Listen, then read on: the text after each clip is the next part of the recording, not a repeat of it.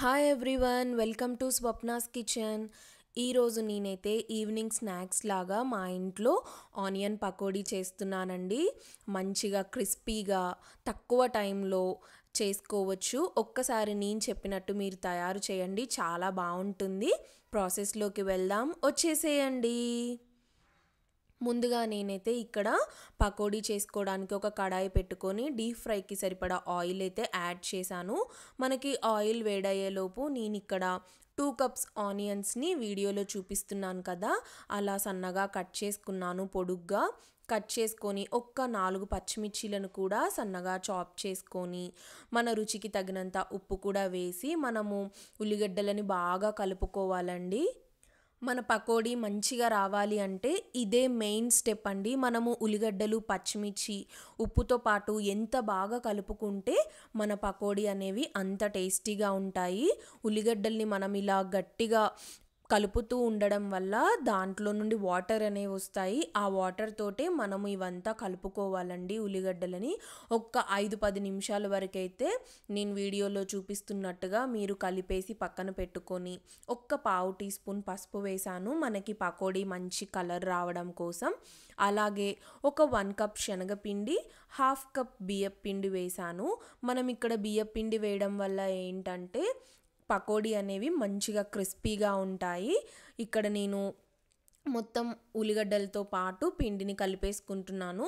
మీకు ఆల్మోస్ట్ ఉల్లిగడ్డలతో వచ్చిన వాటరే సరిపోతుంది. ఇన్ కేస్ సరిపోలేదు అంటే కొంచెంగా వాటర్ యాడ్ చేసి మంచిగా కలుపుకోండి. మరీ పిండి అనేది లూజ్గా కలపకండి, నేను వీడియోలో చూపిస్తున్నాను కదా, అలా మంచిగా కలుపుకుంటే సరిపోతుంది. శనగపిండి కూడా ఎక్కువగా వెయ్యకండి, మనకి ఆనియన్స్ ఎక్కువ ఉంటేనే బాగుంటుంది పిండి కంటే. సో నాకైతే పిండి పర్ఫెక్ట్గా కలిపేసుకున్నాను. ఈ లోపల మన ఆయిల్ కూడా వేడయింది.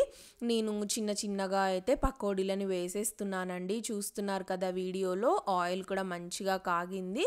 పకోడీ అన్నీ వేసేసుకొని మనము మంచిగా వేసిన వెంటనే కదపకుండా ఒక్క 5 నిమిషాలు అలానే వేగనిచ్చిన తర్వాత సెకండ్ సైడ్ టర్న్ చేసుకొని మనమైతే గోల్డెన్ కలర్లోకి వచ్చేంత వరకు ఫ్రై చేసుకొని తీసేసుకుంటే సింపుల్గా పకోడీ అయితే రెడీ అయిపోతుందండి. ఆనియన్ పకోడీ.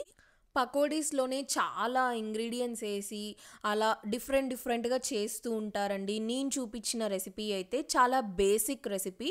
ఇది ఎవరైనా ఈజీగా తక్కువ ఇంగ్రీడియంట్స్తో టేస్టీగా అయితే చేసుకోవచ్చు. బ్యాచిలర్స్కి అయినా లేదా మనము టైం లేనప్పుడు క్విక్గా చేసుకోవాలంటే చేయొచ్చు. నేను ఇంకా డిఫరెంట్ టైప్స్ ఆఫ్ పకోడీస్ కూడా ఎలా తయారు చేయాలో ఖచ్చితంగా అయితే మన ఛానల్లో పోస్ట్ చేస్తాను.